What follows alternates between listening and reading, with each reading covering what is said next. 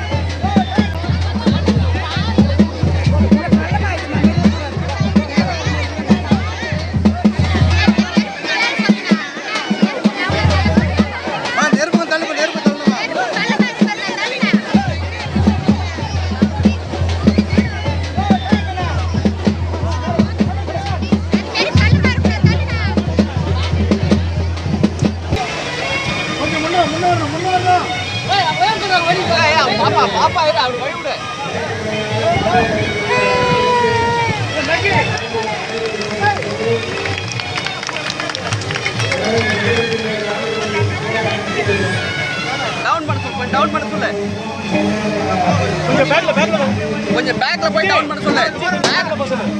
பேக்ல போய்